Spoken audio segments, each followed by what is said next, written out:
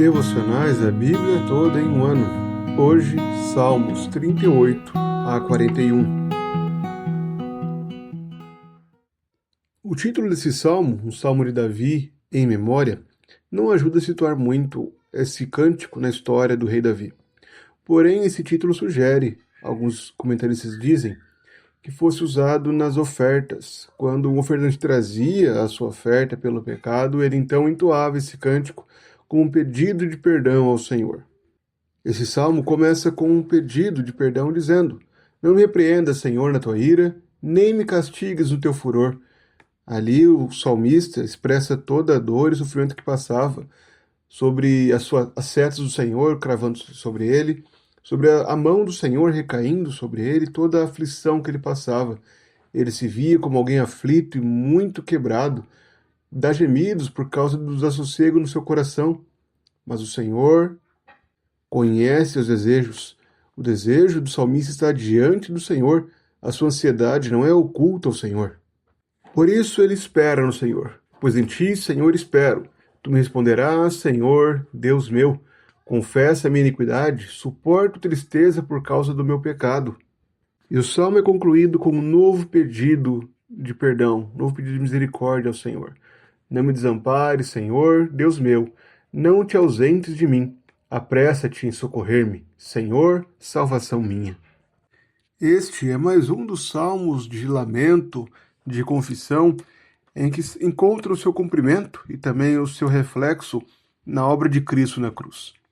Cristo, Filho de Deus, foi esmagado na cruz, mesmo sem ter pecado, mesmo sem ter culpa alguma, mas por carregar o nosso pecado e a nossa culpa, foi assim esmagado pelo Pai. Esse sofrimento profundo de angústia do salmista é refletido em Cristo. E assim nós, que também sofremos pelas consequências do pecado, podemos encontrar consolo, paz, diante das dores desse mundo, na pessoa de Cristo. É olhando para Cristo que nós, pecadores que merecíamos a ira de Deus, podemos encontrar consolo. O Salmo 39 é um salmo sapiencial.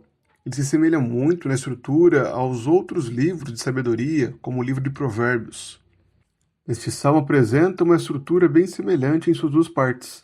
A primeira delas, do versículo 1 ao 3, é um silêncio diante do Senhor. Ele declara: "Eu disse comigo mesmo, guardarei os meus caminhos para não pecar com a língua, porém mordaça a minha boca, enquanto os ímpios estiverem na minha presença." E em seguida, dos versos 4 a 6, o salmista Davi ora ao Senhor: "Senhor, dá-me a conhecer o meu fim e qual é a soma dos meus dias, para que eu reconheça a minha fragilidade." Os versos 7 e 8 servem de apelo ao Senhor. "E eu, Senhor, que espero, tu és a minha esperança, livra-me de todas as minhas iniquidades, não permitas que os insensatos zombem de mim." E então, os versos 9 a 13 repetem essa estrutura. O versículo 9, ele é um novo silêncio diante do Senhor: "Emudeço, não abro os lábios, porque tu fizeste isso." Os versos 10 e 11 são uma nova oração ao Senhor. E então os versículos 12 e 13 repetem esse apelo. Diante do tribunal armado para condená-lo, Cristo guardou silêncio. Ele não pecou com seus lábios, mas manteve silêncio diante do Senhor, pronto para seguir o caminho que o Pai havia determinado.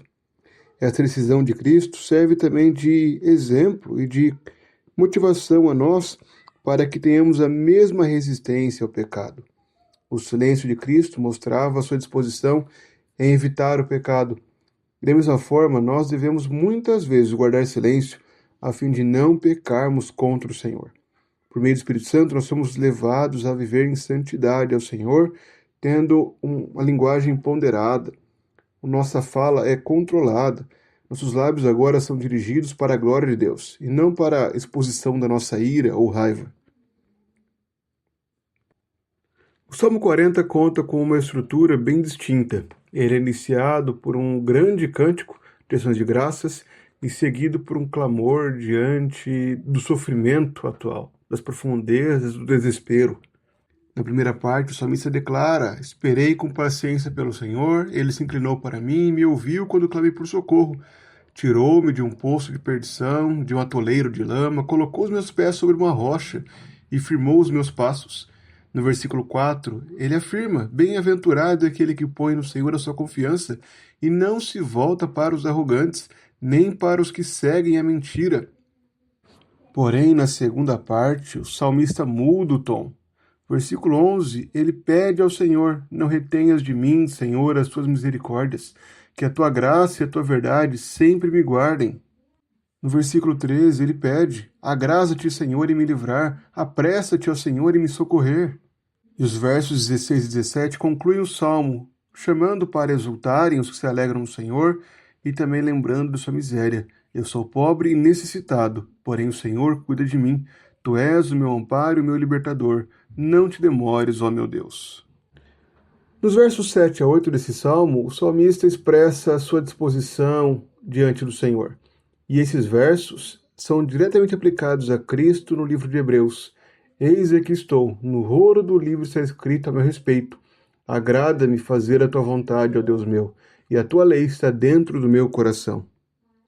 Cristo se dispôs a cumprir a vontade do Pai. Por isso nós hoje podemos louvar ao Senhor, sabendo que Ele nos livrou do pecado, e que assim podemos continuar confiando nele, na condução que Ele nos concede em nossa vida. Não há nada que aconteça conosco que não seja obra do Senhor que nos conduz para sermos conformados a Cristo. O Salmo 41 mantém o mesmo assunto dos salmos anteriores, sobre a dor e a fragilidade humana diante da enfermidade.